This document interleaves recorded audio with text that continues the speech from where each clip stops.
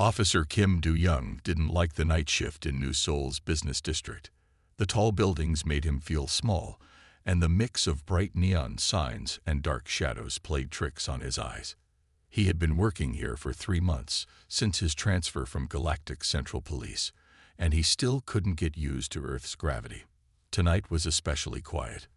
Most people were at home because of the light rain that had been falling since sunset. Do-young sat in his hover patrol car, watching the traffic cameras and drinking his 3rd cup of coffee. The coffee wasn't very good, but it helped him stay awake. His augmented reality display showed the usual information. Temperature, 18 degrees Celsius. Time, 23:45. And traffic conditions, light. The rain made small patterns on his windshield, and the blue and red lights from his patrol car reflected in the wet street below. A black hover vehicle caught his attention as it passed by. It was moving faster than the others, and its windows were darkly tinted. Do-young checked his speed scanner. The vehicle was going 75 kilometers per hour in a 60 zone.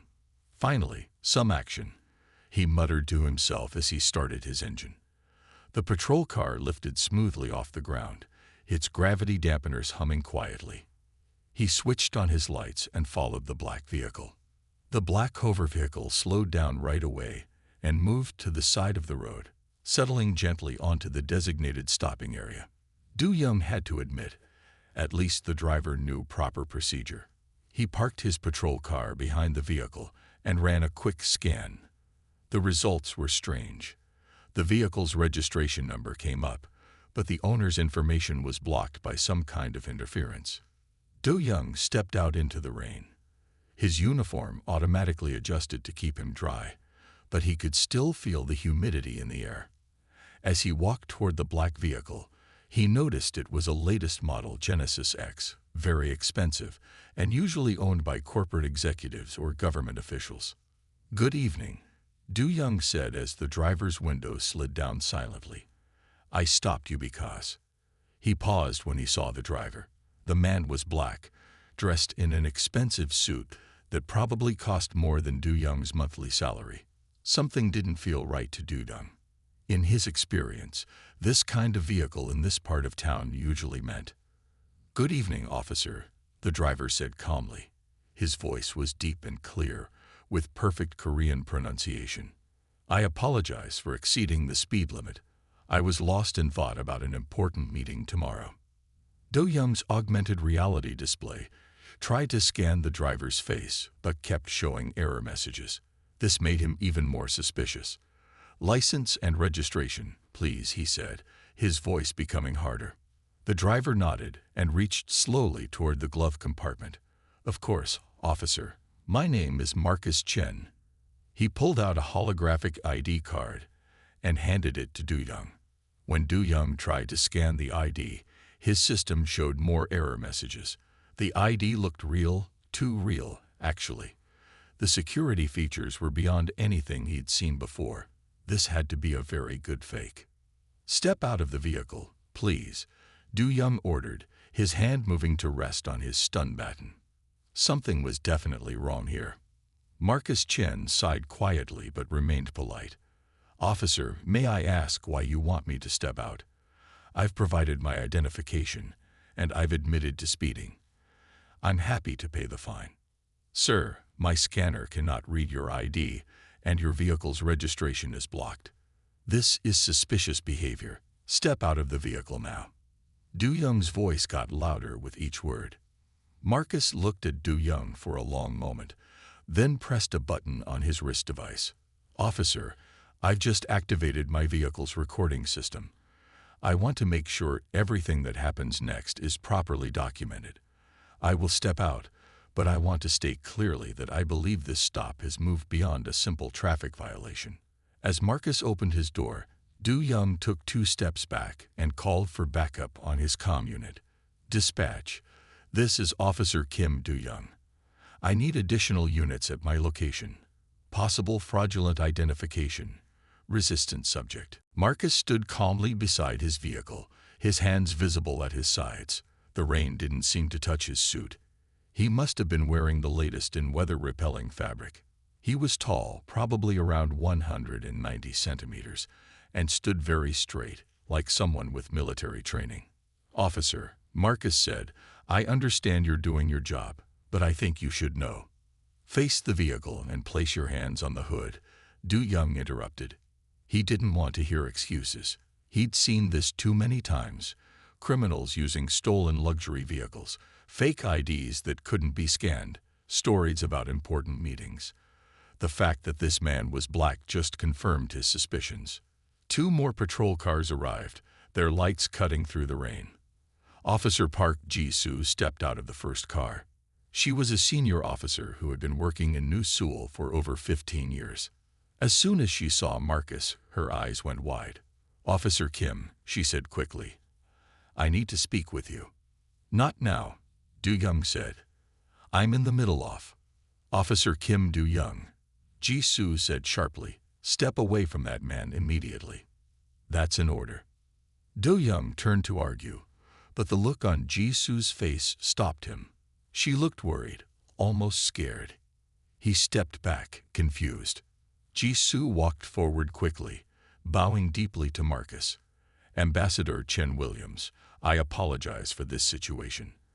I had the honor of serving on your security detail 3 years ago during the Galactic Council Summit." Du Young felt his stomach drop. "Ambassador Chen Williams?" He looked at Marcus again, this time noticing things he had missed before. The perfect posture, the impossible-to-scan ID, the blocked vehicle registration, the expensive suit that seemed to ignore the rain. Marcus Chen Williams, Earth's ambassador to the Galactic Council, turned around slowly. His face showed no anger, just a calm, almost sad expression. "Officer Park," he said warmly, "it's good to see you again. I trust you're well." "Yes, sir, thank you."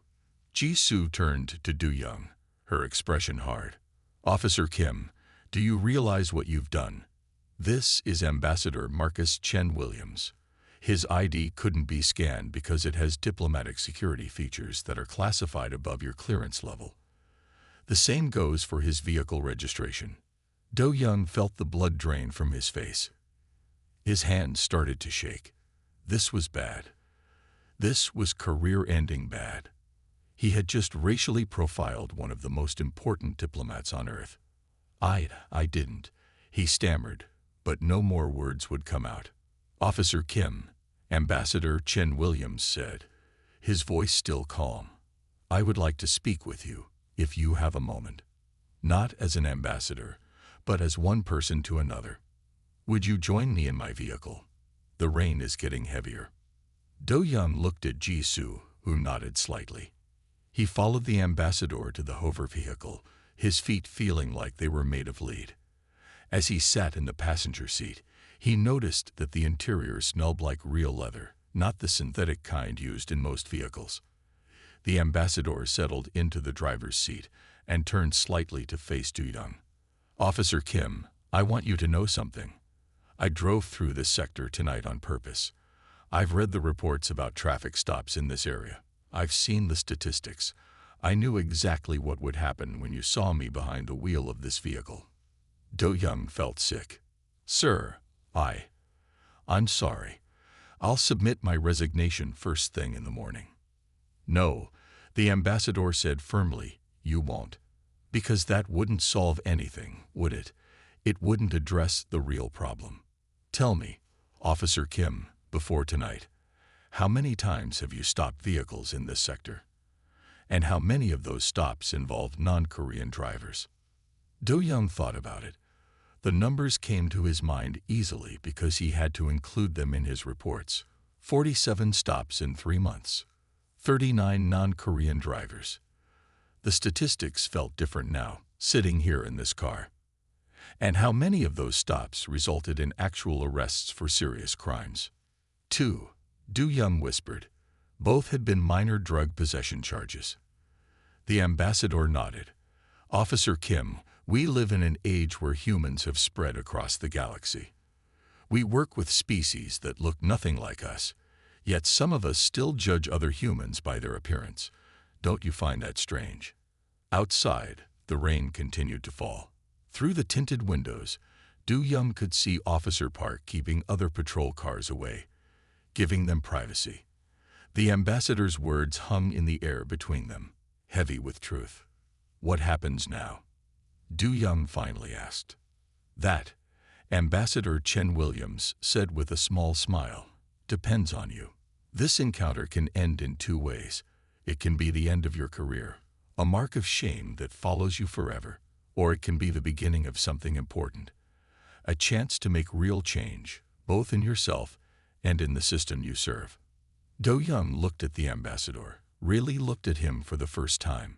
He saw the wisdom in his eyes, the strength in his bearing, and most importantly, the absence of hatred or anger in his expression. I want to learn, Du Young said quietly. I want to do better. The ambassador's smile widened slightly. Then this is just the beginning, Officer Kim, just the beginning. The rain continued to fall outside, washing the streets of New Seoul clean, as two men sat in a hoverpickle, starting a conversation that would change not just their lives, but the lives of many others in the years to come. 1 week had passed since the traffic stop incident. Officer Kim Du-young sat nervously in the waiting room of the Earth Diplomatic Center in New Seoul. The room was large and bright, with tall windows that showed the city spreading out below. Everything here looked expensive, from the real wood furniture to the authentic paper artwork on the walls.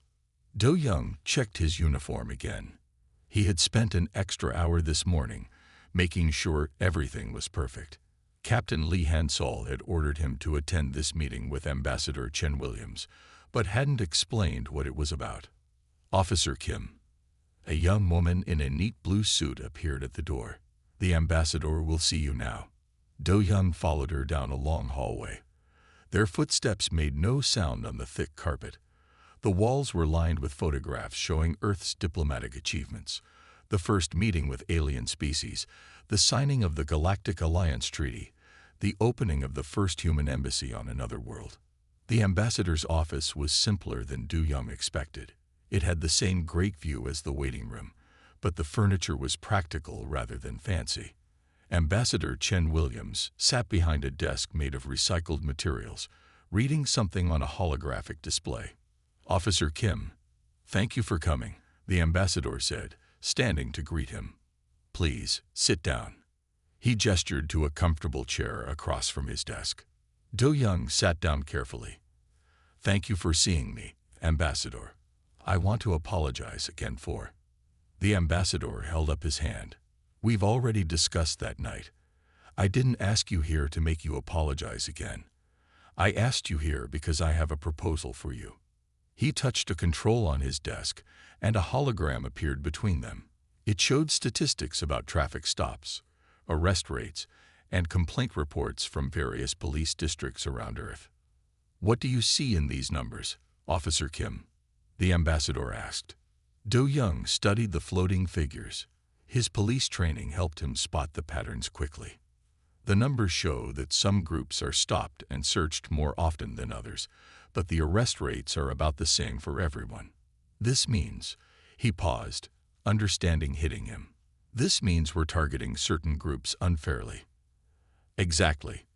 The ambassador nodded approvingly. Now look at these numbers. He changed the display to show similar statistics from other worlds in the Galactic Alliance. What do you notice? They have the same problem, Du-young said slowly. Every world shows bias against certain groups, even worlds where everyone looks completely different from humans. Prejudice, it seems, is a galaxy-wide problem, the ambassador said. But Earth has something special, a long history of fighting against these prejudices. We've made mistakes, learned from them, and tried to do better. This experience is valuable to other worlds. The ambassador stood up and walked to the window. That's why I want to start a new program. We'll bring police officers from different worlds to Earth to learn about our history of civil rights and our ongoing work to end discrimination. And I want you to be part of it. Du-young almost fell out of his chair. Me? But I'm the last person who should teach others about avoiding prejudice. I'm part of the problem. Actually, you're exactly the person we need. The ambassador turned back to face him. You've seen both sides now. You understand how these biases work because you've experienced them from the inside. And most importantly, you want to change. A knock at the door interrupted them. Officer Park Ji-soo entered, carrying a data tablet. Ambassador, I have those training materials you requested. Excellent timing. The ambassador smiled. Officer Park has agreed to help with this program. She has experience in both regular police work and diplomatic security. She understands how to bridge different worlds. Ji-soo handed the tablet to Do-young. These are lesson plans from past anti-bias training programs. We'll need to update them for off-world officers, but they're a good starting point. Do-young looked at the tablet, then back at the ambassador. Sir, I'm honored, but why are you trusting me with this? After what I did. The ambassador sat back down at his desk. Let me tell you a story, Officer Kim. When I was younger, before I became a diplomat, I worked as a translator at the first human embassy on Kepler 186 staff. The local species there, the Kep, look very different from humans.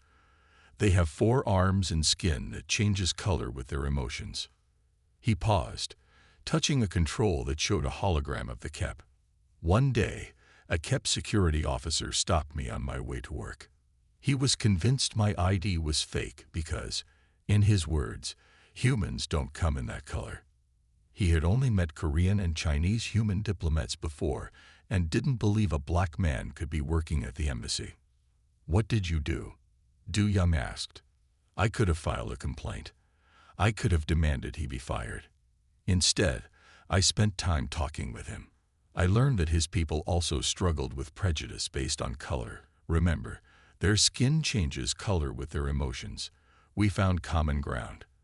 That security officer later became one of our strongest allies in improving human-Kep relations. Ji-soo nodded. That's why the ambassador chose to drive through your patrol sector that night. He saw your record and recognized an opportunity. An opportunity to teach. Do-young said quietly, understanding now. Yes, the ambassador agreed, but also an opportunity to learn. This program isn't just about teaching others. It's about all of us learning together. Every species in the galaxy is still figuring out how to overcome their prejudices. We can help each other. Do-young looked down at the tablet in his hands. The training materials showed videos, stories, and exercises designed to help people recognize and overcome their biases. It was overwhelming, but also exciting. When do we start? He asked. The ambassador smiled. We already have. That conversation in my car last week was your first lesson. Now let's talk about your first assignment. For the next hour, they discussed plans for the new program. They would start small, with officers from 3 different worlds. Do-young would share his experience, not as an expert, but as someone who was learning and changing. As they talked, Do-young felt something he hadn't felt in a long time. Hope. Hope that he could become a better person. Hope that he could help others avoid the mistakes he had made. Hope that maybe, just maybe, they could make a difference not just on Earth, but across the galaxy. When the meeting ended, Do-young stood at the window for a moment, looking out at the city. New Seoul stretched out below him, a mix of old and new, Earth culture and alien influences. Somewhere out there, other officers were making the same mistakes he had made. But now he had a chance to change that. Officer Kim, the ambassador called as Do-young reached the door. Remember, this won't be easy. You'll face resistance. Some people won't want to change. Some won't believe that change is possible. I understand, sir, Do-young replied. But I have to try. Good, the ambassador nodded. Because that's what humanity does best. We try, we fail, we learn, and we try again. That's why the galaxy needs us. Not because we're perfect, but because we never stop trying to be better. As Do-young left the diplomatic center, the sun was setting over New Seoul. The city's lights were coming on, creating patterns of light and shadow among the buildings. Tomorrow, he would start his new assignment. Tomorrow, he would begin helping others learn from his mistakes. But tonight, he had one more thing to do. He went back to his patrol car and changed the settings on his scanner. From now on, it would only show vehicle speeds and safety violations. No information about the driver until after the stop was made. It was a small change, but it was a start. The night shift was beginning, and somewhere in the city, someone else might be learning the same lessons he had learned. And maybe, just maybe, they wouldn't need an ambassador to teach them. 3 months after their meeting at the Diplomatic Center, Officer Kim Do-young stood in front of the new Seoul Police Academy's main lecture hall. Today was his first day as an instructor in the ambassador's new program. His hands were sweaty as he watched the room fill with both human and alien police officers. The alien officers were from 3 different worlds. The Kep, with their 4 arms and color-changing skin, sat on the left side of the room. The Meridians, who looked almost human except for their silver eyes and scaled skin, took seats in the middle. The Volari, floating crystalline beings who communicated through light patterns, hovered near the right wall where special translation devices had been installed. Officer Park Ji-soo stood next to Do-young at the podium. "Remember," she said quietly, "just tell your story. Be honest about your mistakes and what you learned. That's all they need from you today." Ambassador Chen Williams sat in the back of the room. He had insisted on attending this first session, saying it was too important to miss. His presence made Do-young even more nervous, but also more determined to do well. "Good morning," Do-young began, his voice shaking slightly. "My name is Officer Kim Do-young, and I am here to tell you about the worst mistake of my career, and how it became the most important lesson of my life."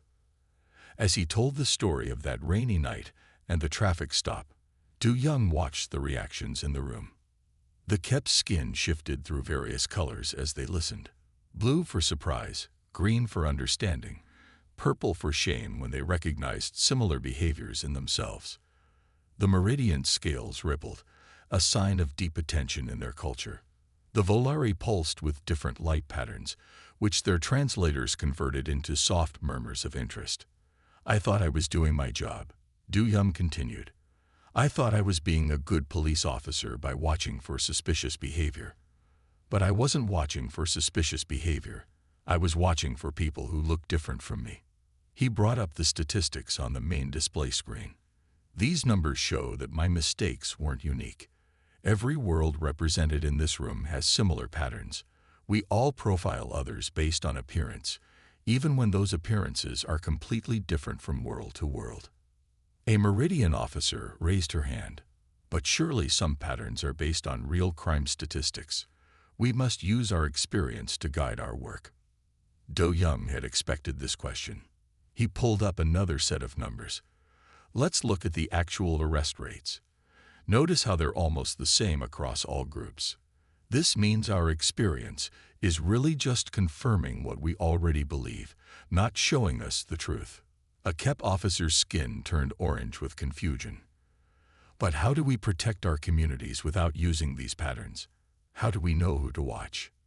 "We watch behaviors, not appearances." Officer Park stepped in. "We look for actual suspicious actions, not suspicious looks. Let me show you some examples." They spent the next hour practicing with holographic scenarios. The officers learned to focus on specific actions that might indicate criminal behavior, regardless of who was performing them. It wasn't easy. Everyone had to fight against their ingrained assumptions. During a break, Ambassador Chen Williams approached Do-young. "You're doing well," he said. "They're listening, and more importantly, they're questioning their own beliefs." "Thank you, sir," Do-young replied. "But I'm worried about what happens when they go back to their own worlds. Will they really be able to change things? That's why we're not just teaching them about bias." The ambassador smiled. "We're building a network. These officers will stay in contact with each other, sharing their experiences and supporting each other as they work to make changes in their departments." After the break, Do-young shared more recent cases, traffic stops he'd made since that night with the ambassador. He showed how focusing on actual suspicious behavior had led to more legitimate arrests while reducing complaints about bias. Last week, he told them, I stopped a vehicle for erratic driving. The driver was a Korean businessman, someone who looked just like me. He turned out to be smuggling illegal technology. If I had been focused on looking for people who seemed out of place, I would have missed him completely. A Volare officer pulsed with bright colors that the translator converted to words. On our world, we thought we had moved beyond prejudice because we can change our crystal patterns at will. But we still judge others based on the complexity of their light patterns. Poor crystals often have simpler patterns due to lack of education. We stop them more often, just as you did with those who look different. Exactly, Dudum nodded. Prejudice finds a way to exist in every society.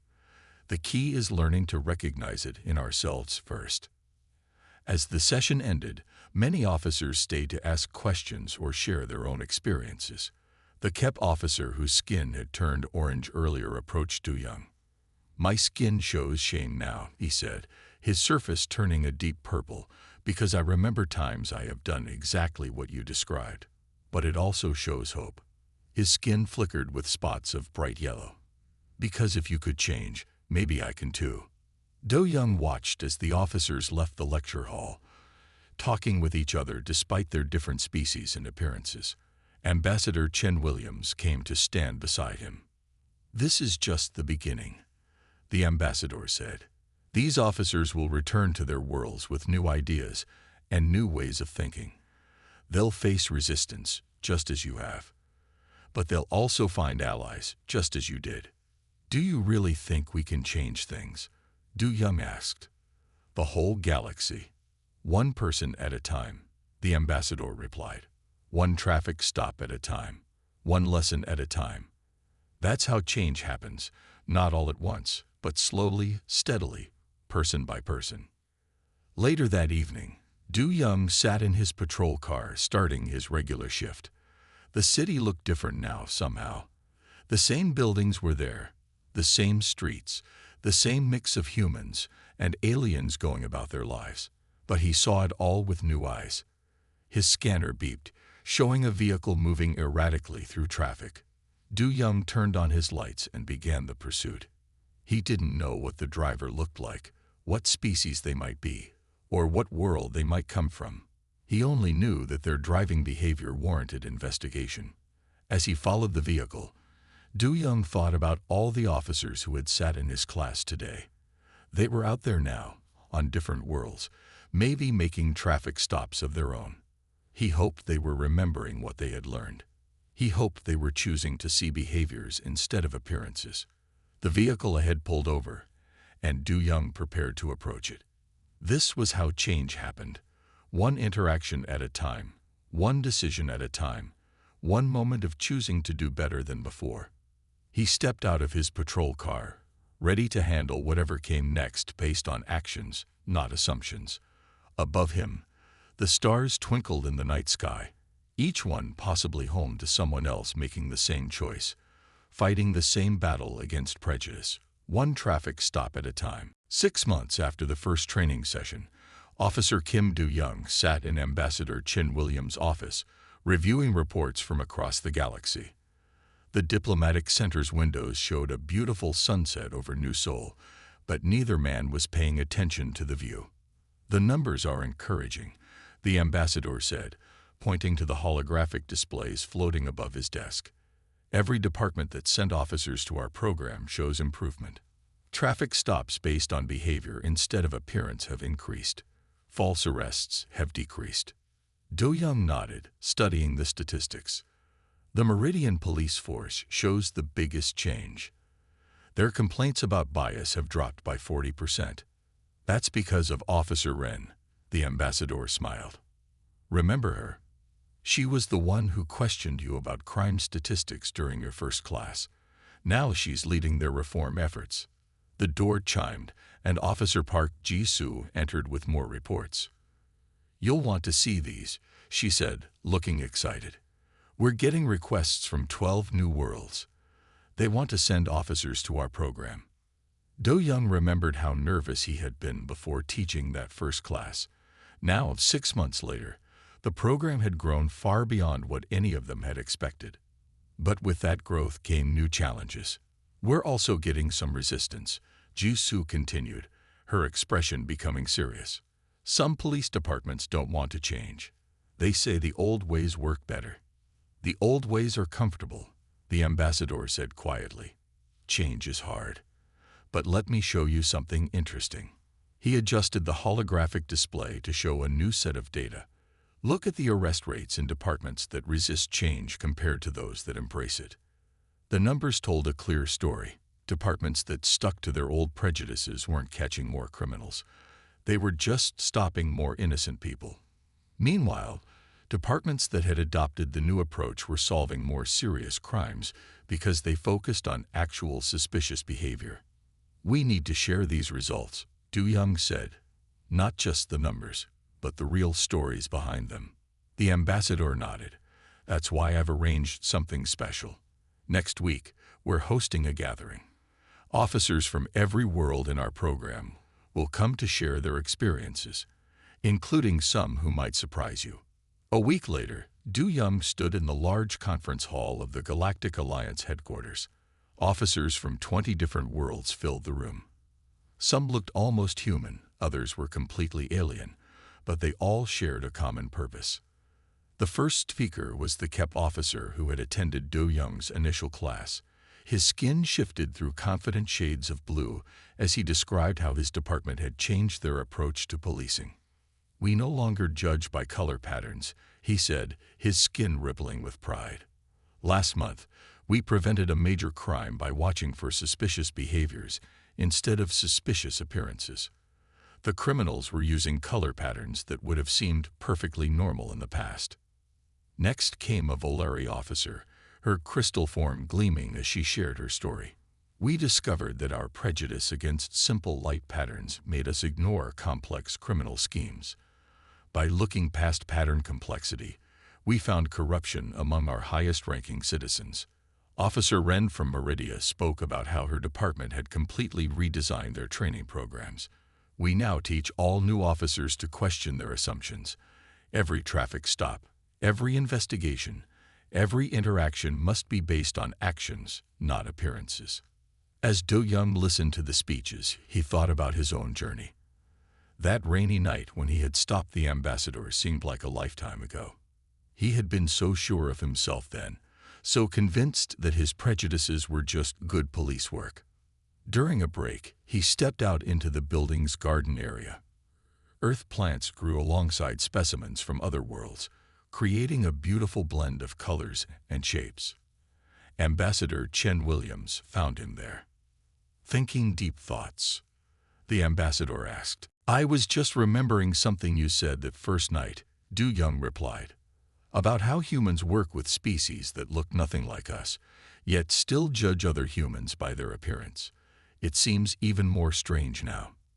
The ambassador nodded. And yet, look how far we've come. Not just you, not just Earth, but officers from across the galaxy learning to see past appearances. They were interrupted by an urgent message. Officer Park hurried into the garden, holding her communication device. Ambassador, you need to see this. The Galactic Council is discussing our program right now. They're voting on whether to make it mandatory for all member worlds. They rushed back inside just in time to see the Council's decision displayed on the main screens. The vote was overwhelming. 87 worlds in favor, 3 abstaining, none against. The program would become part of standard police training throughout the Galactic Alliance. The conference hall erupted in cheers. Officers from different worlds congratulated each other, their various forms of expression, color changes, light patterns, scale movements, creating a spectacular display of joy. Do Young felt a hand on his shoulder. He turned to see Captain Lee Hansol, who had supported the program from the beginning. Did you ever imagine, the captain asked, that your worst mistake would lead to this? Do Young shook his head. Never. I thought that night would end my career. Instead, it started something much bigger than me. Later that evening, after most attendees had left, Du Young found himself back in the garden. A KEP officer and a Meridian officer were deep in conversation, sharing stories about their experiences. Nearby, a Volare officer was teaching a human colleague about light pattern communication. Officer Park joined him, watching the scene. "You know what's really amazing?" she said. "It's not just about police work anymore. These officers take these lessons home to their families, their friends. They're changing entire communities. One person at a time." Du Young quoted the ambassador's words from months ago. One traffic stop at a time. One lesson at a time. Speaking of lessons, Jisoo smiled.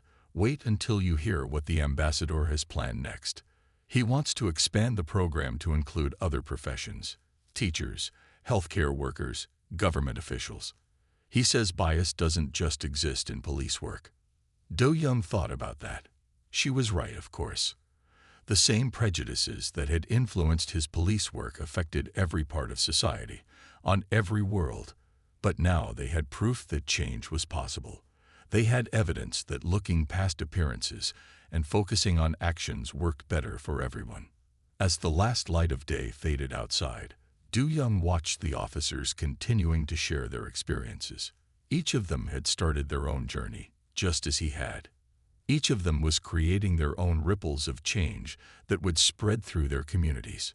Tomorrow, he would go back to his regular patrol duties, but now he knew that every traffic stop, every interaction, was an opportunity to show others a better way. The mistake he had made that rainy night hadn't just changed him. It had started a wave of change that was spreading across the galaxy. And somewhere out there, on some distant world, another officer was learning the same lesson he had learned. Another person was choosing to see beyond appearances.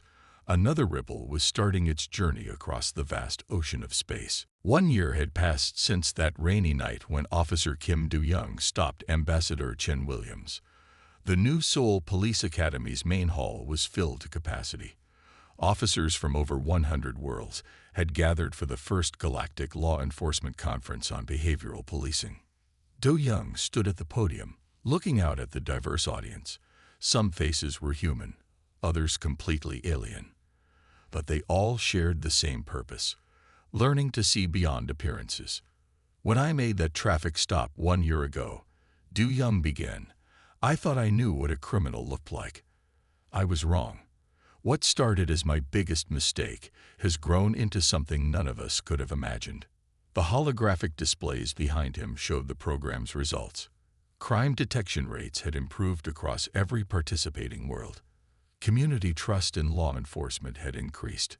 Most importantly, complaints about bias had decreased significantly. Ambassador Chen Williams sat in the front row, looking exactly as he had that rainy night. Next to him sat Officer Park Ji-soo, now promoted to Chief Instructor of the Galactic Police Training Program. On his other side was Captain Lee Han-sol, recently appointed as Earth's representative to the Galactic Law Enforcement Council. "But numbers only tell part of the story," Do-young continued. "The real change happens in individual moments, in personal decisions, in daily choices to look past our assumptions." He gestured to a Meridian officer in the audience. "Officer Ren, would you share your story?" Officer Ren stood, her scales gleaming under the lights. 6 months ago, I stopped a vehicle because it was moving erratically. In the past, I would have ignored it because the driver had high-status scale patterns. But thanks to this program, I focused on behavior instead. That stop uncovered a major criminal organization operating in our highest social circles. A KEP officer shared a similar story, his skin shifting through proud colors as he described how his department had solved a series of crimes by watching behaviors instead of color patterns. A Volare officer pulsed with bright patterns as she explained how their new approach had improved relationships with previously marginalized crystal communities. As Do-young listened to their stories, he remembered his own journey. He thought about all the traffic stops he had made in the past year, each one based on actions rather than appearances. Each stop had been an opportunity to demonstrate the new way of thinking. Ambassador Chen Williams took the podium next. 1 year ago, I made a choice to drive through a certain sector of New Seoul. I knew what would happen. I knew Officer Kim would stop me. But I could not have predicted how far the ripples of that moment would spread. The ambassador brought up new images on the displays. They showed similar programs starting in schools, hospitals, and government offices across the galaxy. The principles they had developed for law enforcement were being adapted to fight prejudice in every part of society. This program has succeeded, the ambassador continued, because it doesn't just tell people to stop being prejudiced. It shows them a better way to do their jobs. It proves that focusing on actions instead of appearances leads to better results. During the lunch break, Do-young walked through the exhibition area. Different worlds had set up displays showing how they had implemented the program. The Meridian booth demonstrated their new traffic stop protocols. The KEP display showed their updated training programs. The Volari presentation explained their reformed community policing methods. Officer Park found him studying the displays. Hard to believe it all started with one traffic stop, isn't it? Sometimes I still expect to wake up and find out it was all a dream, Do-young admitted. That I'm still that officer who thought he could judge people by how they looked. But you're not, she said. None of us are. We're all learning to see differently. The afternoon sessions focused on the future. Captain Lee presented plans for expanding the program to new worlds. Chief Medical Officer Song Min-ji, who had adapted the program for healthcare workers, shared how hospitals were reducing treatment bias by focusing on symptoms rather than patient demographics. The principles we've learned in law enforcement apply everywhere, Min-ji explained. Whether we're making traffic stops or treating patients, we need to look at what people do, not what they look like. Near the end of the day, a young human officer approached Do-young. Sir, I made the same mistake you did last month. I stopped someone because they didn't look like they belonged in an expensive vehicle. But instead of ruining my career, my supervisor sent me to this conference. She said I should hear your story. Do-young smiled. And what have you learned? That mistakes can be turning points, the young officer said. That we can choose to learn and grow from them instead of being defined by them. The closing ceremony was simple but powerful. Officers from every world stood together, making a public commitment to continue fighting prejudice in their work and their communities. The KEP officer's skin showed patterns of determination. The Meridian officer's scales rippled with resolve. The Volari officers pulsed with dedicated light patterns. Ambassador Chen Williams delivered the final speech. 1 year ago, a traffic stop could have ended very differently. It could have been just another example of prejudice in action. Instead, it became the beginning of a movement that has spread across the galaxy. He paused, looking out at the assembled officers. But our work is not finished. There will always be those who want to judge others by their appearance. Our task is to show them a better way, one interaction at a time. After the conference ended, Do-young found himself back in his patrol car, starting his regular night shift. The streets of New Seoul were quiet, just like they had been on that rainy night a year ago. His scanner beeped, showing a vehicle with an unusual flight pattern. Do-young turned on his lights and began the pursuit. As he did, he thought about all the officers across the galaxy who were doing the same thing tonight. Each of them had a choice to make with every stop, every interaction, every moment. The vehicle ahead pulled over, settling gently onto the designated stopping area. Do-young didn't know what species the driver would be, what they would look like, or what world they might come from. He only knew that their driving behavior warranted investigation. As he stepped out of his patrol car, Do-young smiled. This was his legacy, not the mistake he had made a year ago, but the lesson it had taught him and so many others. Every traffic stop was a chance to show that there was a better way, that appearances didn't matter as much as actions. Above him, the stars twinkled in the night sky. Somewhere out there, on countless worlds, other officers were making the same choice he had learned to make. They were choosing to see beyond appearances, to judge actions instead of looks, to be better than their prejudices. The movement that had started with one traffic stop on a rainy night in New Seoul had grown beyond anything they could have imagined. But it continued to grow in the same way it had begun. One person at a time, one choice at a time, one moment at a time. And that, Du Young knew, was how real change happened in the galaxy.